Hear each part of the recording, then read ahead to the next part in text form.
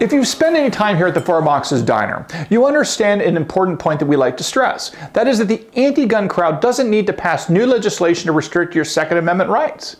They'll use any trick in the book, especially because they've been failing for years to get new federal gun restrictions passed at the congressional federal level. So how else are they trying to advance their agenda? Well, let's take a look at one of their more recent efforts at a workaround of the Second Amendment. That would be, believe it or not, trying to use international treaties and the United Nations to try to advance gun control and even ban guns. Will their strategy work? Let's see after this break.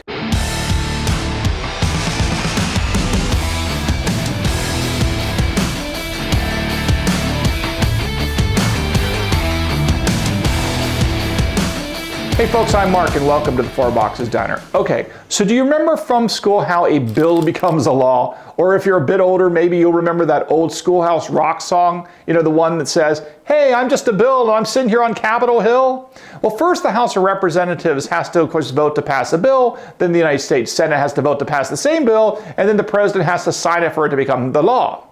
But there haven't been any new federal anti-gun laws in nearly 30 years. The last one was a so-called assault weapons ban, and that expired in 2004.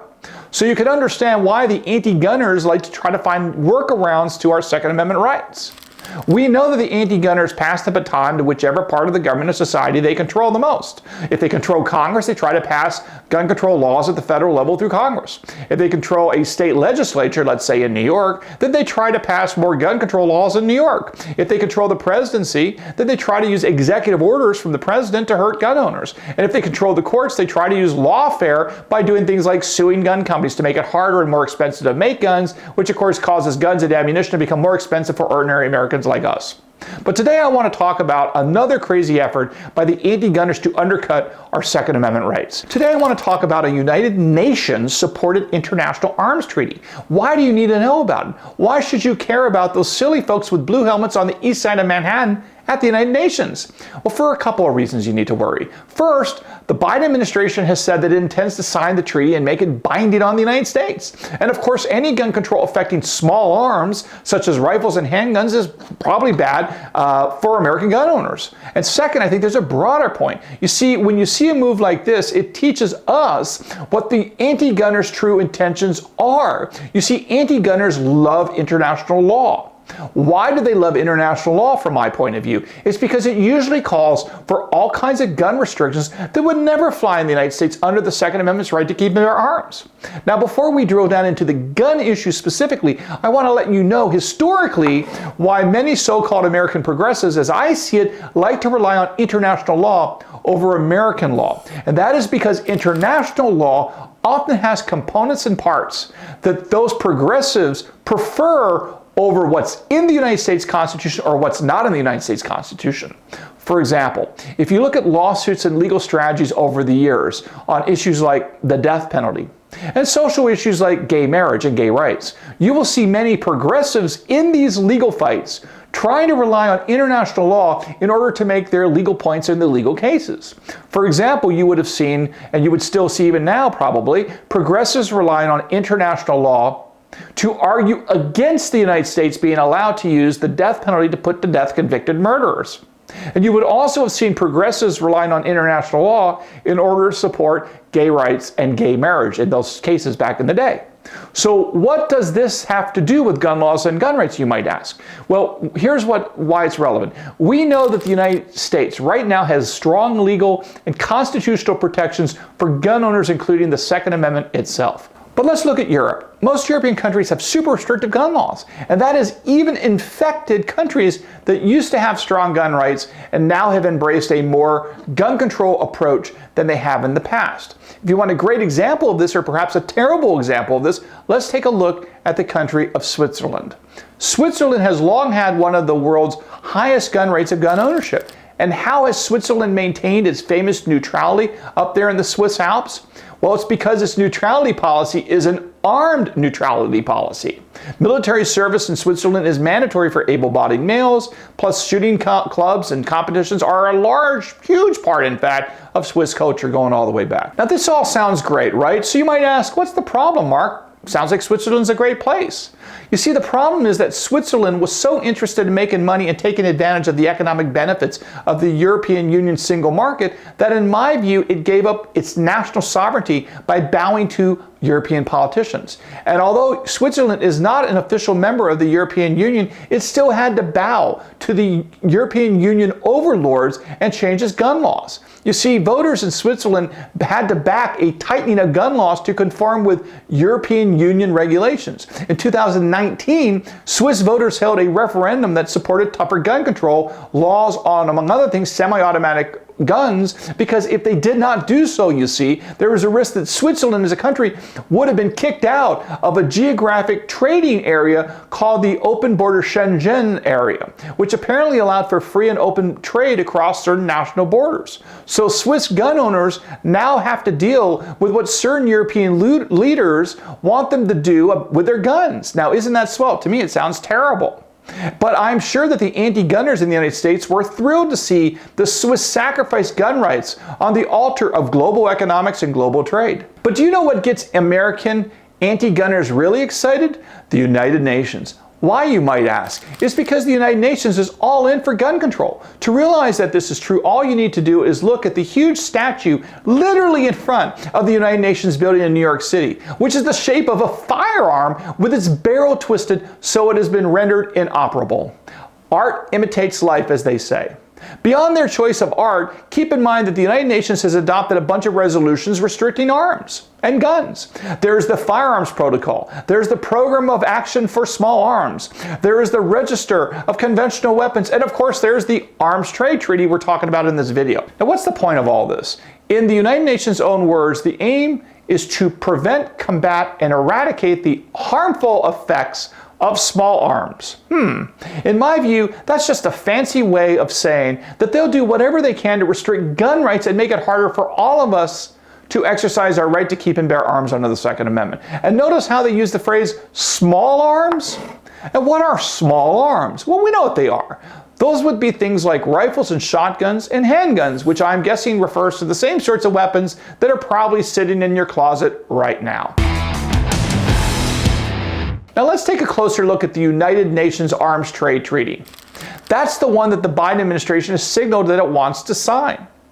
Well, the United Nations General Assembly adopted the Arms Trade Treaty in 2013, and shocker of all shockers, President Barack Obama then signed it. Now wait a minute, you're probably thinking, Mark, I'm confused. Didn't you say that the Biden administration wants to sign it now? Why would they need to sign it if President Obama already did that? Well, they need to sign it now because the Trump administration and Donald Trump unsigned the treaty during his administration. In fact, you may remember what President Trump said when he unsigned this treaty. President Trump said, quote, "Under my administration, we will never surrender American sovereignty to anyone. We will never allow foreign bureaucrats to trample on your Second Amendment freedom. I'm officially announcing today that the United States will be revoking the effect of America's signature from this badly misguided treaty." Now, I think President Trump made the right choice in rejecting this treaty. Of course, the anti-gunners like to assure you that there's nothing in this arms trade treaty to worry about. It's fine. It deals only with irresponsible arms transfers, they say. It won't affect the Second Amendment at all, according to them. They make a big show of talking about respect for country sovereignty. But I don't believe any of it. Okay, that's my view. First of all, the treaty directs countries importing weapons to keep data on end users for a minimum of 10 years. You know what that is? I'll tell you what that is. It's the first step toward a global registry of law-abiding gun owners. A gun registry is a terrible idea for so many reasons that I can't even go into all of them here and now. But if you're interested, check out our video, Gun Registration is Dangerous to You and Your Gun Rights. I'll put a link to it down below in the description for this video. And you also know what else you need to know about a gun registry? That is that a gun registry in the United States is illegal. Under federal law right now, gun registries are illegal. Any such registry is illegal under federal law, so this would be illegal as well. Here's another problem with the treaty. It can be amended without the consent of the signers, at least according to my understanding of it. So what would happen if the United States ratified the treaty, but then opposed like new amendments? Well, we'd be out of luck if other countries voted for these amendments. It'd be binding on us. Now, don't tell me that's a respect for our American sovereignty. You want to know how easy it is to change the arms trade treaty? It's not hard in my view. The United Nations has incorporated something called the International Small Arms Control Standards, or ISACs, into the treaty. And a key section of this ISACs is titled, ready? Quote, National Regulation of Civilian Access to Small Arms and Light Weapons. That's right. I'm a civilian, you're a civilian. They're talking about regulating civilian access to small arms and light weapons. That would be us, that would be our guns under the Second Amendment. That's what it refers to as IC, okay? Now, yep, to me, this is really a blueprint for starting the process of banning guns and gun rights in the United States, okay? Now, gun rights supporters repeatedly have asked for language clarifying that the Arms Trade Treaty would not affect law-abiding Americans' ability to have guns, but the United Nations has so far refused. So what does this tell us? Now you can see why it would be a huge mistake for the United States to sign this treaty yet again. And last but not least, once the treaty is ratified, then what's to stop the United Nations from issuing what it could call guidance or clarifications or regulations based on the treaty's language? All about interpreting the treaty's terms.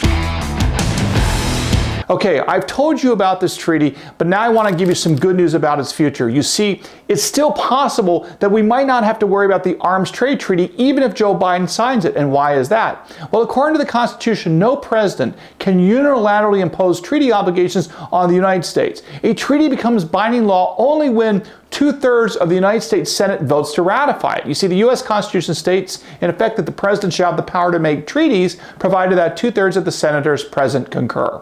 But that's not going to happen. There is no way that 67 United States senators would be willing to sacrifice and violate the Second Amendment right now. Because right now, the U.S. Senate cannot get 60 votes on its most controversial issues because of the filibuster's rules that require 60 votes to close debate before allowing the Senate to actually vote on a bill.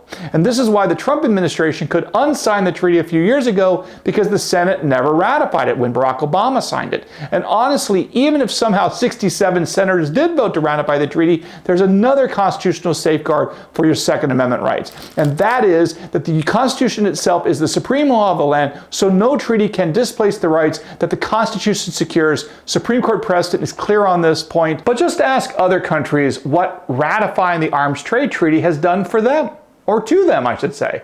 Great Britain was one of the treaty's biggest cheerleaders. Now that's biting them in the butt.